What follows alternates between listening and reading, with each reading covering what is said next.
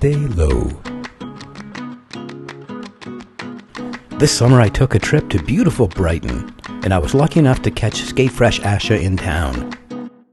Asha is the gold standard in inline skating instruction. Her skating and her words have inspired hundreds of thousands of skaters for decades. So I was very hyped for this extremely valuable interview. I think we even pulled a few fun little secrets out of each other.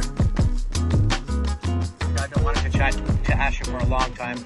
We had a chance to skate together last year, and this is high time because you were partly my inspiration for actually putting my stuff on YouTube. You were the first person I ever saw actually talking to the camera. Oh. And I was in awe of how you were just able to look at the camera and talk to it. Oh, yeah, no, I wouldn't. Inside, there's a whole different story going on. Well, it looks awesome. You look so confident. And yeah, I think around the world you're considered like an icon for learning how to skate and for teaching how to skate too. Oh, so your breakdowns have really helped me, and I think it's brought my teaching level up too. So it's amazing to meet you and hang out with you. Oh, that's nice to know. I think my YouTube channel's always been a source of kind of embarrassment for such a long time because my tech was no good, and I had no microphone for years, and I was always just very aware that all I could hear was the wind, and you know. But yeah, well, thanks for seeing beyond that, and I'm amazed it helped you in any way. So the last time you were here in October, we got to skate together on the Friday night skate, but we didn't really get enough chance to chat and catch up. Yes. And every time I looked at you, you were mobbed by people. So it's really nice to have this opportunity to talk to Bill, and I've got a bunch of questions I want to run by you, if that's good. That'd be awesome. Yeah, okay, let's get going. All right, let's do it. So I've got a few questions for you, Asha. Okay. And I'm nervous. Well, these will all be easy for you. I'm really curious about the first one. What was your first skate? What did it look like? What was it? Oh, what actual skate? It was a quad, and it was blue with rainbow stripes on the side. Wow. So when was that? What year? So that was 83. So I was 10 years old, and my first skate was actually, I thought you meant like my first actual skate was a street skate by myself. So I found this pair of skates in a bin on the street. Yeah. And I put one. Skates. Yeah, I put one on. Literally, put one on. Looked for the other one. Found the other one. Put it on. Skated home. And when I got home, my mum was not as excited with my new skates as I was. And she from the garbage, and she wanted to know where my school shoes were, which I had left by the bin on the street. And that's a fair trade. Exactly. And many people have known me for many years and have never seen me in shoes. So the joke is, I actually lost my shoes the day I found skates. That's amazing. So the first time you found skates, you were like, fuck shoes. Exactly. Well, you can't have both, right? Well, there's just one pair too many. I love it. What was your first skate? When did you move from roller into inline as well? Okay, so I figure skated on quads throughout my whole teens. It started at the age of 10. And then I kind of stopped skating for a period of about 4 years during university. So I was in Scotland and there was just nowhere to skate. And then I moved back to London, started doing normal jobs. And when I was around 26, I think I went through a sort of nervous breakdown, but I basically left work I thought it would be temporary. Yeah. And on the day that I left work, I saw some inline skates in a secondhand shop window. Wow, these coincidences. I know. It's like skating finds me in these very pivotal moments of my life. So I went in and bought these skates, and it was diabolically awful just putting on inlines. I couldn't stop. I tried to use the heel brake and I nearly went over backwards, and then I was going down a hill, and I vividly remember the feeling of not being able to stop and how terrifying that was. Yes. And in all desperation I did a kind of spin stop to backwards, and then I was careering backwards, hit my heels on the curb and went way over backwards onto my head on the grass. Yeah. So, literally I had no idea how any of the inline stuff worked. But you still went forward. Yeah, that was an interesting transition. But I was just exhilarated by being outdoors and not in a rink, and just, I'd never experienced a hill or a slope or anything like that. So it kind of popped everything for me in terms of possibilities. Yeah, that's funny how it is like a fate. So I won't ask you why you skate, because the answer to that is because God made you. Well, he made you skate. He kept putting skates in front of you. Pretty much. So when did you realize that you wanted to teach skating? Well, it wasn't long after that, really. Like I said, I'd left my job and I started doing a few little part-time jobs, waitressing, looking after kids, walking dogs. And a friend of mine thought that we should do an instructor exam. And I remember saying to him, why would we do that? And he said, it'll make you look interesting on your CV because you're trying to trying to get a job. Yeah. So I thought, oh, okay. So we did the instructor course, and then he said, oh, I think we should start a company. And I said, oh, doing what? And he said, teaching skating. So I thought, oh, will people pay us for that? Yeah. And he said, yeah, maybe. So, you know, it really wasn't my idea, let's put it that way. And that was SkateFresh. And that was SkateFresh, yeah, exactly. What year was that? That was 1999, we took the ICP course, and 2000 we opened. And then I saw you in Hyde Park in year 2000 in the summertime. So I just started, literally. Wow. Then I thought it looked like such a... You were branded already, right? Yeah, we had a t-shirt. Yeah, pink. We had a t-shirt. I did not have a mobile phone at the time. You know, we told people to meet us by the tree, by the restaurant, you know. Yeah. I remember that spot there. Okay, it wasn't far from the group skate. Exactly. But, you know, I only got a phone because people would not find that place. Yeah. And then I was like, oh no, I'm going to have to get one of these new fandangled things. Yeah, those were the times. Like, that exactly. Was so it was, it was early 2000. So here's one that I'm really interested in. What is the one component of inline that you would most like to see skaters fix or work on? What's the most important skill to nail early? Well, I think you and I probably agree on that because of the slogan of your channel, bending your knees properly, right? I mean, we both know it's the fundamentals, and without it, you don't skate well or nicely or safely. Absolutely. So I just think there's a lot of misconceptions in the skate world about what bending your knees entails, because I believe there's lots of different ways one can bend one's knees, which obviously I could go on for hours about that. But yeah, I think you've got to get the knee bend right. You've got to feel your weight in different parts of your feet, and you've got to be aware of that pretty much every moment in every skill. Yeah, and I think beginners, it's almost like a pride or like a dignity that compels them to stand up straight. So they want to kind of look as competent on skates as they do on shoes. So they feel like staying low is like maybe a cop-out or being scared. But it's everything. I think there's also the problem that to bend your knees and to keep them bent takes a certain amount of leg muscle, glute muscle, abs, core. And I think what happens with beginners is they get a little fatigued and then the body just comes up for a break. So I think it's quite hard to actually get that right consistently when you're a beginner. And then I think people get the bad habit, and then you're stuck trying to fix that bad habit for the rest of your skate life. Pronation because you have to push them somewhere. Exactly. Yeah. There was a time that you were the only independent skate channel on YouTube that regularly communicated by actually talking to the viewer. Was it daunting to put yourself and your work up on a global platform in the early days? I found everything new in my career was daunting. Yeah. So yes, it was really daunting. And I'm a bit of an kind of introvert. Yeah. I mean, I may appear, I have learned to become confident in my work, but kind of socially, I'm much more of an introvert, and I certainly was then. And I've traditionally been someone who's pretty camera shy and would generally not be in front of the camera. So yeah, it was definitely challenging. I think a lot of us are a little bit introverted. For some reason, this is maybe a challenge for us too. Absolutely. I think it helped that it was often just a friend or a student where I said, oh, can you just hold my phone and just film this thing for 5 minutes? So I think I never gave it that much importance. Yeah. But yeah, I think now I can get more nervous actually because, I don't know, I'm a bit more professional now, and so in a way my expectations or other people's expectations might be bigger now. I find anytime I screw up any bit of terminology, it just drives me crazy. I will go back and do everything all over again. Absolutely. And we're all kind of perfectionists, aren't we? Which kind of is good, but also makes for a long day. We can't tell ourselves it's good at the end of the day and talk ourselves into thinking everything's perfect because we have another 5,000-10,000 hopefully people to tell us what it really is. Exactly. You have let's give you a hypothetical scenario here. Okay. You have the perfect weather, you're fully recovered, like all of us are trying to be, and you're rolling out the door to skate. What would be the perfect session for you? Well, you hit the nail on the head with perfect weather, because really so in Brighton that means, sunshine and not too much wind, because as you know, it's that makes for less fun. I think for me it's having some smooth tarmac, having somewhere, that's fairly picturesque to skate. I mean, I like cities, but I really like coastal towns. So a lot of the places I skate are, by the sea, which I just love. Yeah. And it's going to be a mixture of, and I like to have music with me. I don't wear earphones when I'm skating, so I like to know what's around me. But my cameraman Stuart and we go out with music blaring, and I love that.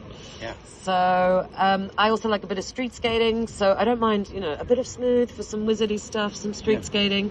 No hills, no wind, nice and easy. No wind, I'm happy. Call me lazy, but in my old age, I like things nice and easy if possible. Yeah. Well, you're moving into the wizard stuff, and that's a little bit of us question-wise, but that's a whole. I mean, you're expanding on a whole new. Well, it's not really that new because you're all about transition, so it's just. Well, yeah, the wizard skating is interesting because it's kind of like my artistic skating past meets kind of street skating kind of tricks. So I find it a really nice.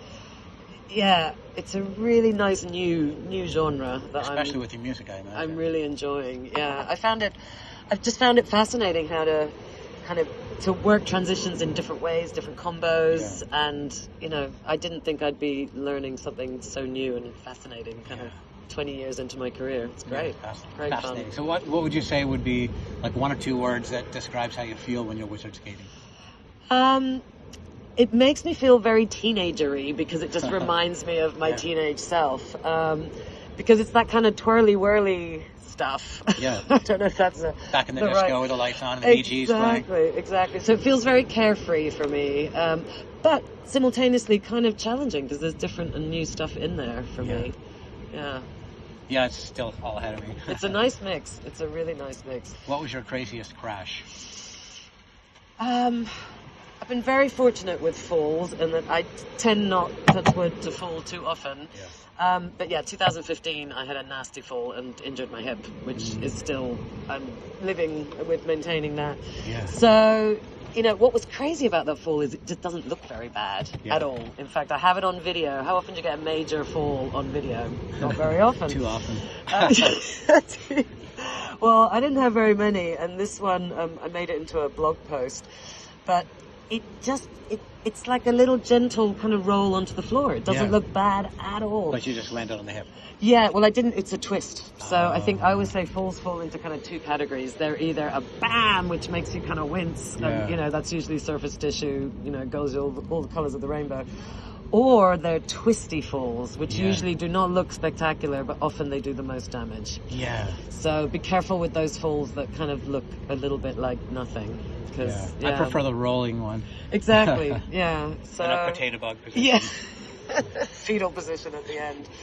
Yeah, I'll show it to you one day. It's pretty unspectacular. Is it on? It's on my blog actually. If you put Asha falling over on my blog, you'll find it. Yeah.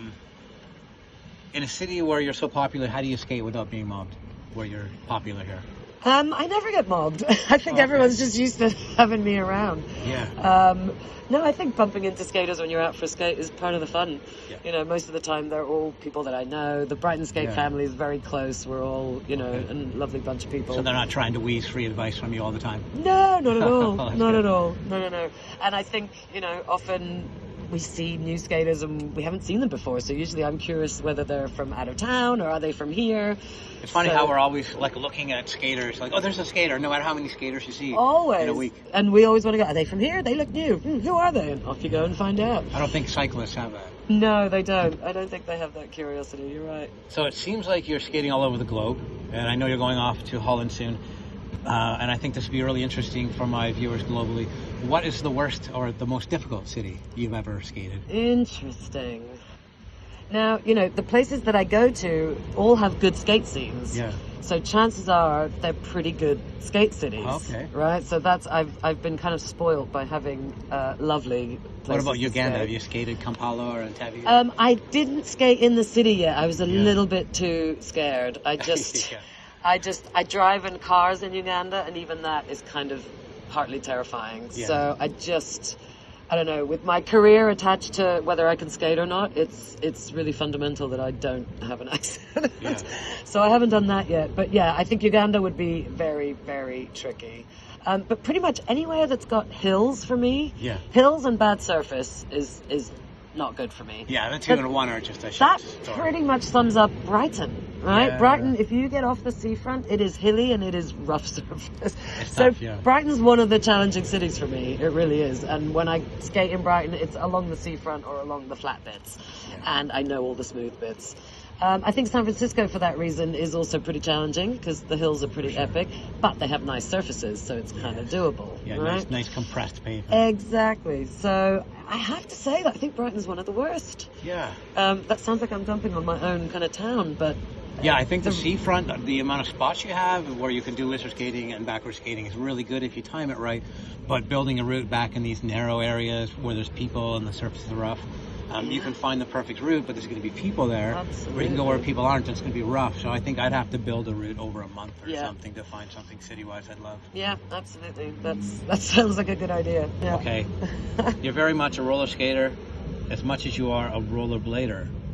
And both, yes. The apocalypse happens and you only have one choice. What's Ah. going to be roller skates or inline skates? Okay, that depends if in the apocalypse do I still have to work or is it just play? You have to forage for food. You have to run from situations. You have to avoid certain areas. It's really like is. COVID times 10. Okay, the apocalypse. Wow. I mean, for me, you know, inlines give me speed and they Yes. give me that freedom, and they're predominantly my work. Yeah. So for getting away from zombies and stuff, it would definitely be the inlines. But Okay. if there was some fun to be had in the apocalypse, Okay. I'd want to be boogieing my butt off on my quads, thanks Okay. till the end of time. So apocalypse light, it's going to be the roller skates because it keeps you happy. Yeah. And there's no television. Exactly. But you know what inlines can do. But I don't want to conceive of an apocalyptic world with just one pair of skates. That's too hard. It's too late. I put that in there. It's too hard. They're both the same sides of, you know, the different sides of a coin. Yeah. It's really a tough one. That would be hard to choose. Yeah, they're not the same, but they kind of are. It's a lot of the similar movements. Yeah, exactly. But I don't gym, so what about that? Okay. So the last time you were here in October, we got to skate together on the Friday night skate, but we didn't really get enough chance to chat and catch up. Yes. And every time I looked at you, you were mobbed by people. So it's really nice to have this opportunity to talk to Bill, and I've got a bunch of questions I want to run by you, if that's good. That'd be awesome. Yeah, okay, let's get going. In your videos, it always looks like you're zooming around your city, Toronto, right? Yes. And you're on like empty roads and empty cycleways. And are there just no cars in Canada? People in Toronto would laugh to hear you say that. But I do represent it as quite empty because when I'm skating, I'm looking to skate as far away from people as possible. Okay. So it's about time. So there's times when there's a Blue Jays game, a Raptors game, and a hockey game, and a major soccer game, Major League Soccer game going on at the same time, and traffic is snarled up for miles, and there's Okay. fumes in the air. So yeah, when I see the Blue Jays jerseys out, I go the opposite direction. Okay. But yeah, the cycle lanes and the free space for cycles and pedestrians, it's just so valued, and it's turned a corner where people who ride bikes are actually considered viable human beings. I dream of that being the case in the Yeah, UK. it's turned a corner recently. Good job. Okay, so there are cars in Canada. Good. How do you skate when it's like minus 20 degrees or minus 10 or something hideous? It's daunting to get ready for a skate like that because when it's like that, you just want to stay inside. Right. But I've learned that with preparation, I've worn my skates up beforehand. I'll put something hot in those. I'll take a hot shower beforehand instead of warming up till I'm really warm. I'll warm myself artificially so all the joints are warm. But if I'm not warm when I go out, things go terribly because the hips, the knees, any little injury I have, if it's cold out and I'm not super warm when I go out, it's just terrible. I hate the cold, and I know that I'm not dealing with any kind of cold like you do. So that's interesting. To warm up before in a shower, that's genius. But then 10 minutes into it, I could strip off down to a t-shirt. It's just that hot. Wow. Depending on the wind chill and the fingers. Of course. Oh, wow. That's really useful to know. Okay, I have never seen you on tri-skates. Yes. Have you ever worn 3 large wheels or hundreds or I have. 110s? I had a year where I was wearing the Flying Eagle 110s for the whole summer. Ah. And these are actually made for 3/100s because I wanted people to Okay. have the choice. Yep. But I so rarely put the 3/100s on.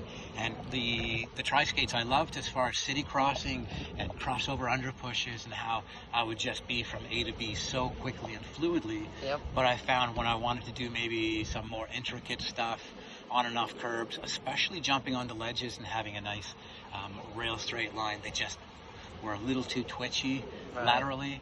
So really, I'm skating in 84s, but I skate better in like when my wheels get down to like 70, 78. I'm just so much Okay. more agile, fleet of foot. My jumps are better, but I'm just slower going through the city. So I do like the speed. Okay, interesting. Good job. Let's cut for a moment. That's good timing. Gotta love Brighton's characters. Okay, are you working on any new skills lately? I'm working on the reverse backward drag lately. Ah, And, backwards T. I have an idea to move into the backward inverted mohawk, but I know that's not easy. Oh, well, let's take a look at that later, shall we? Yeah. I'd love to give you some tweaks if I can. Yeah, I do like the backward stuff, and I am doing a little backwards, but I think having another deceleration technique would be very helpful instead of having to flip around and do a proper stop. Definitely, especially for gentle downhills when you just want to take the edge off. Yeah, taking the edge off and not having to commit to like a power, to changing my entire position for a power slide. Exactly. Cool. I look forward to looking at that. Tell me about injuries. Have you ever broken a bone skating? One bone, which was this. Ooh. In Cannes, Ouch. I was going down some stairs and just touched at the bottom and bent backwards. Ow. But I would say the worst injury I've ever had was last year was a dislocation of the shoulder, just a standard forward fall and a roll onto the shoulder, and Okay. now I'm half the man I used to be. Well, 3/4 the man I used to be. It doesn't pop in and out still, does it? No, but yeah, okay. there's a lot of movements that I couldn't do for like 6 months that are Yeah. just basic puttering around the house moves, but Yeah. now it feels good, but the shoulder heals so slowly, and Yeah. I'm happy with where it is now. Good. What is your favorite post-skate stretch? Are you a stretcher? Yes, I'm a big believer in stretcher. I don't do it stretching. I don't do it enough. I used to do like a lot of hamstring, glute, piriformis, adductor, abductor stretches. But now I'm finding the most important stretches and moves for me after skating when I'm tight, quad stretches, because I'm finding more and more that my femur is kind of getting pulled forward. Most of us have that strengthening of that quad and that forward move of the femur and a slightly weaker hamstrings. Even if we work out, because we skate so much, it's just so strength building for the quads. So if I'm stretching the quads out and I'm rolling out the IT band, releasing some of that pressure that's happening in that hip compartment, things go better. Anytime after 40, I always say, if you're not stretching, you will be soon. Yes. It's an involuntary stretching for me now. Absolutely. Okay. So you've been street skating in the UK before and around Brighton. Any comments or comparisons with Canada? Yeah, we talked about that before. I'm finding that the actual surfaces, as far as like, are they cracked or warped? Are there big holes? Are there tar snakes? That sort of thing. Here, it's a lot more consistent and predictable. Right. So Canada, you've got some really higgledy-piggledy roads because they contract and expand over the winter. They freeze and buckle and pothole. But I'm also finding that here the roads are like rougher all the way around. So the actual surface you're working a little bit harder over. So on the weird, crazy roads of Toronto, I have a lot more energy to take them and nuance them and make it look like I'm skating on something oh so rough, but it's actually quite a smooth surface that I'm rolling on here. Whereas here, I'm tempted to take more rests, especially up these Brighton hills and these slightly rough roads. I'm not getting much stride glide. So yeah, that would be the major difference. I get a little more tired here, but there's a little more predictability. Interesting. Okay. But the structure of the roads and being on the wrong side of the road and the narrowness and the decisiveness of the drivers, that's a little scary.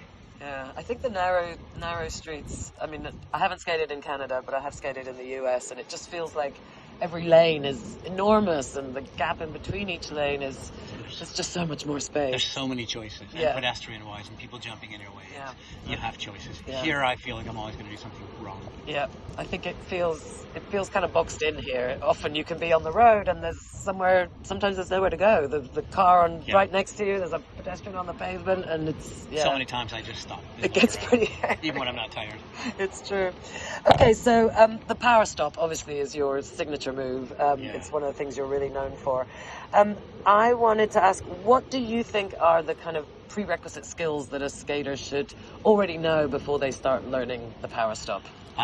My power stop came from a very gradual transition from a nice sharp turn, the twirly stop, into the power slide, and then into the power stop. Right. But as I was in the power slide, I was trying to get myself into the power stop position. So I find when people spend too much time power sliding, and then they move into the power stop, trying to get that power stop skill, if they interchange their stops, power slide and power stop, it gets a little confusing, and you may never actually get a power stop if you don't have maybe that month where you're only ever power stopping, never letting yourself stop in another way. Right. So the power slide can pollute my power stop if I let myself move into it. Okay, interesting. All right. And sticking with the power stop, one of your recent videos about a month ago is like the 8 myths of the power stop. And number 2 was that it should have no slide. And I thought that was really interesting because I had always thought of the power stop as not sliding, but you then showed many of these power stops sliding. So my question is, what's the difference between a sliding power stop and a parallel slide or a hockey stop? Yeah, I think the clue is in the title as far as like intention, really. So a hockey stop to me was something that we inline skaters were using as a floundering term from another sport to apply to something that we were doing that we didn't have our own name for. Right. Sliding, or a parallel slide, I consider that something from the slider freestyle world where the entire intention is to get those feet out in front of you on a fairly smooth surface for maximum slide. Right. Whereas power stop to me is how do I stop as decisively as possible, and that generally is including that backward underfoot a little bit more, so not getting both feet quite as far out as you would get on a slide. So a power stop can not slide and slide. Yeah, so right? if you're going from a higher speed, you absolutely have to have some slide. Yeah. But if you're employing that backward underfoot right from the pivot and putting a lot of your weight on that when it's underneath you instead of having the feet in front of you and then straightening up, you can decide to slide, or you can get a little steeper angle and just slam on those brakes. Maybe slide within 2 inches. But even the stops where it looks like I'm stopping nice and sticky, there's like an inch of slide there. Okay, but fantastic. Yeah, it's well, not the goal. I wouldn't mind if you would take a look at my power stop and see if we can tweak it and make it a bit better, because it's definitely got some it's got some sticky bits in it. Yeah, if you're not obsessed with it, or if I take a break from mine, it starts to go away. So yeah. Excellent. Well, let's do it. Should we do some skating now? Yes, backward inverted drag for me. Excellent. And power stop for me. Nice. Let's do it. Beautiful. Awesome. In our mini lesson at the end of the interview, Asha is by far the better student. She got herself into the perfect power stop position on her power stops, but had to cut her progress short to help me flounder. Yes, the backward inverted mohawk would not be mine today, but Asha got me closer than I'd been.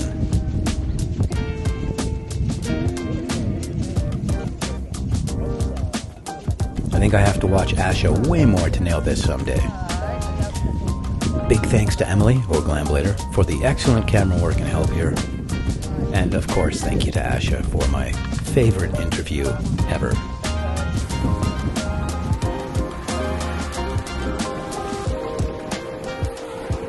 The Brighton skate scene treated me extremely well, and there will be a full video coming out about this experience. I know it's been a long time, but the project is too big, too positive, and too touching to rush, but it's coming soon. Thank you so much, Brighton. You really moved me.